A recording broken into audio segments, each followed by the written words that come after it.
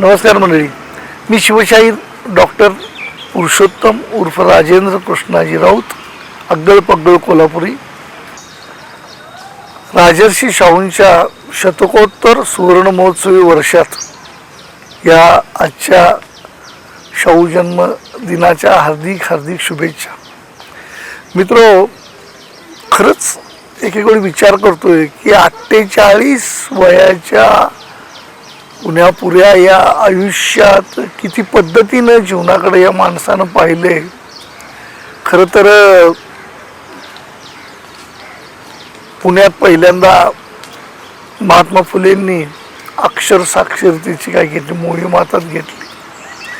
अक्षर साक्षरतेची मोहीम, माणसानं साक्षर व्हावं, शिकावं, समजून यावं. पुढं मिळणारच होतं स्वातंत्र्य गृहीत धरून त्या मिळणाऱ्या स्वातंत्र्याची जबाबदारी घेण्यासाठी किमान त्याला वाचता आलं पाहिजे, समजून घेता आलं पाहिजे जगाला. म्हणून ज्योतिबा फुलेंनी ही चळवळ चालू केली. त्यांच्या निधनानंतर सावित्रीबाईंनी देखील मोठ्या जोमानं ती चालवली. पण यानंतर मात्र म्हणजे 1874 साली जन्म, 84 साली दत्तक विधान आणि अवघ्या 94ला म्हणजे वयाच्या 20व्या-21व्या वर्षी राजसूत्र हातात घेतलेल्या राजर्षी शाहूंनी हा नेमका विचार आणि त्यातलं महत्त्व जाणून घेतलं शिक्षणाचं. आणि मोफत शिक्षणाची पहिली जी काय म्हणजे महात्मा फुलेंची जी काय योजना होती ती योजना आपल्या संस्थानात मोफत शिक्षणाची काय केली, प्रथा सुरू केली.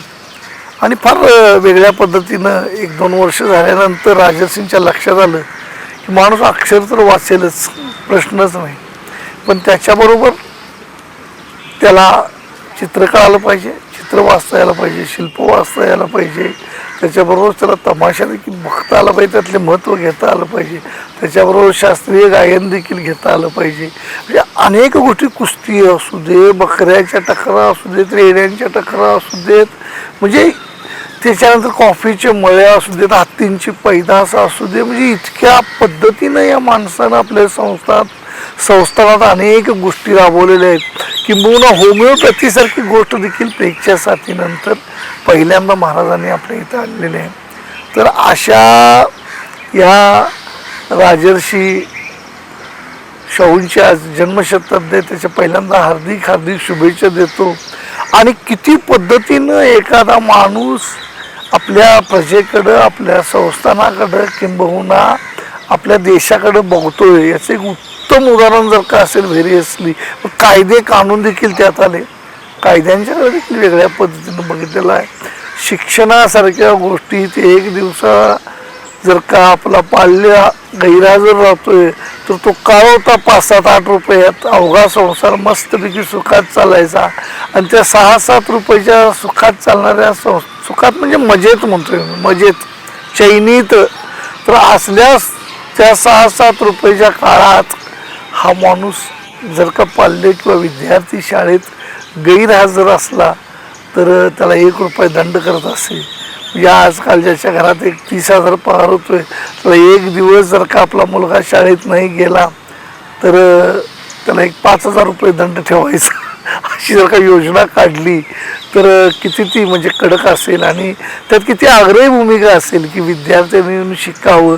तर दंड हा निव्वळ भाग नाही आहे.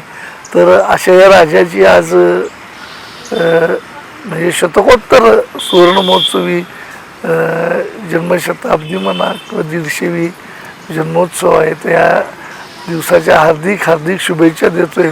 आणि पुन्हा पुन्हा पुन्हा पुन्हा म्हणजे जलसाक्षरता देखील म्हणतो मी.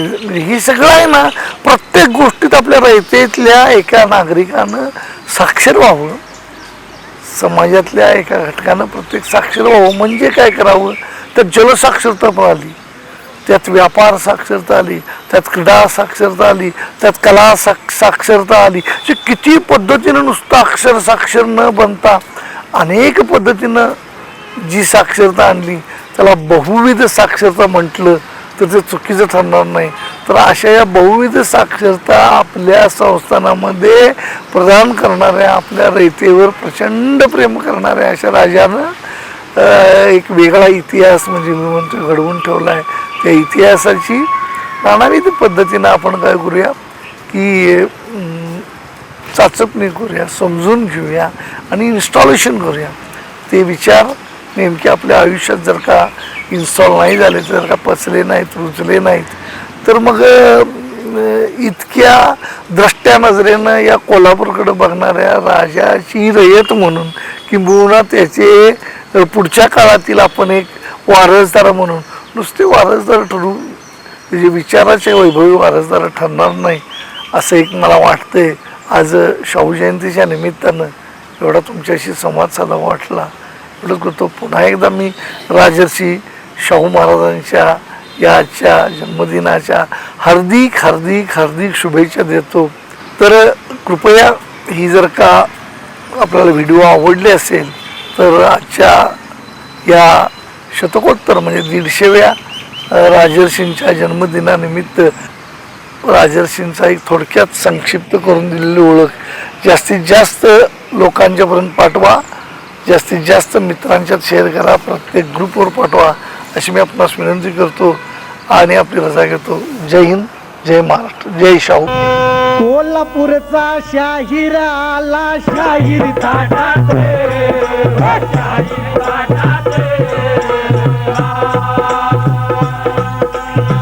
कोल्हापूरचा शाहीर आला, शाहीर ताटात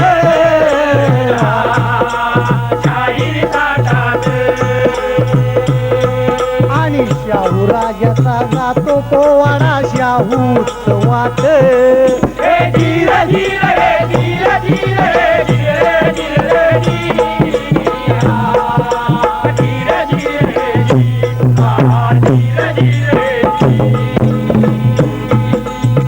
मुजरा मानाचा माझा, मुजरा मानाचा माझा शाहू महाराजांना. मुजरा मानाचा माझा, मुजरा मानाचा माझा शाहू महाराजांना. मुजरा मानाचा माझा, मुजरा मानाचा माझा, मुजरा मानाचा माझा शाहू महाराजांना. मुजरा मानाचा माझा, मुजरा मानाचा माझा शाहू महाराजांना. मुजरा मानाचा माझा शाहू महाराजांना करवीर छत्रपतींना. मुजरा मानाचा माझा, मुजरा मानाचा माझा शाहू महाराजांना. मुजरा मानाचा माझा. राजर्षी शाहू छत्रपती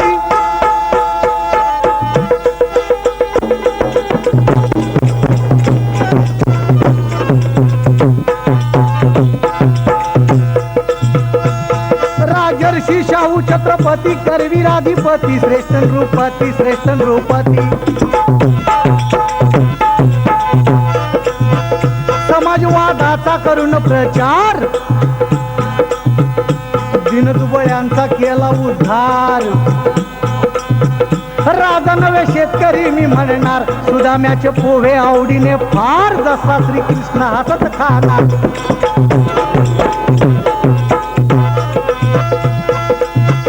तसा शाहू प्रभू आमचा दिलदार, शेतकऱ्याची झुणका भाकर खाणार. जनतेला हो झाला प्राणाहून प्यार, म्हणून प्रभू शाहू देवा अवतार.